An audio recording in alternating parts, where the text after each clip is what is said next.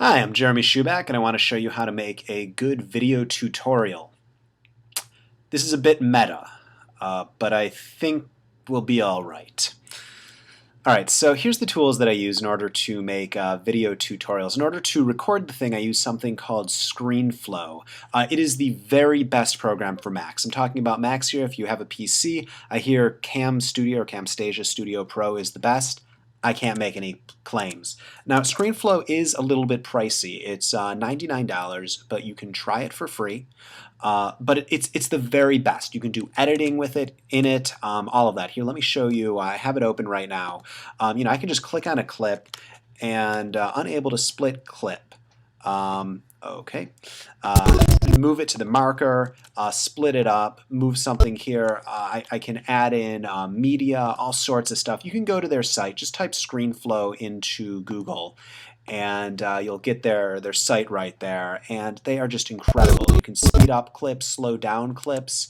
Obviously they don't have the power of a Final Cut Pro or one of those, but they're incredibly good. So at their site they have ways of seeing how to actually use the program. I don't need to get into that. You'll notice that I'm zooming in right here. That's something I love to use. In order to access that, it's actually built into the Mac, and it's located inside of System Preferences. You can see how often I'm using that.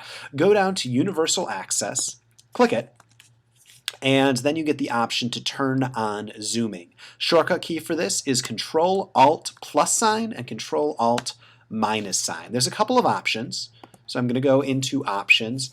I set the maximum zoom to 4. That seems to be a pretty good thing. You can go past it, but that seems to work. I like to smooth the images, and I like it to follow continuously with pointer. When I say follow continuously with pointer, it just keeps the pointer in the center of the screen. If I didn't have that on, it would be super annoying. But when it's in the middle of the screen, it's great. So that's how I zoom in and zoom out. If you haven't checked out the universal settings, they're incredibly useful for this. All right, so it's on. Great.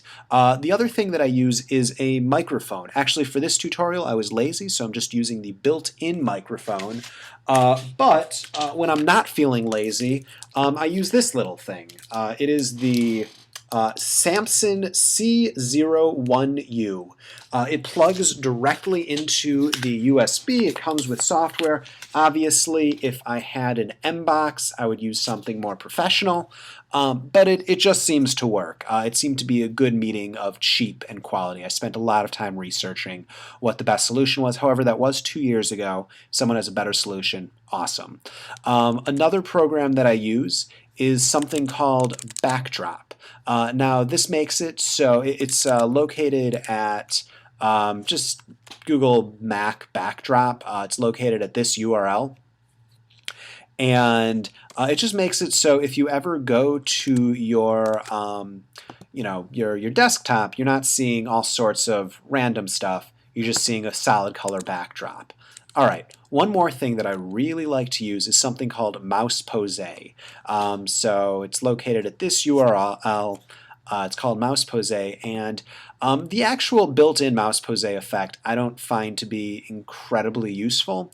However, the ability to do things such as activate whenever you see me click my mouse, so you can see it does that, is cool. And even better, it shows keystrokes. And so when I press F, it shows that. So for something like Photoshop, it works really well. You can see exactly what I'm pressing. If I click all sorts of buttons, you see them. If I click key commands with it, you see all of them. And that's just called Mouse Pose. It is absolutely fantastic.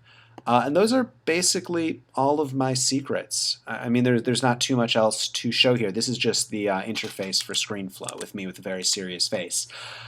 Yeah, so if you want to make tutorials, one other thing, plan ahead.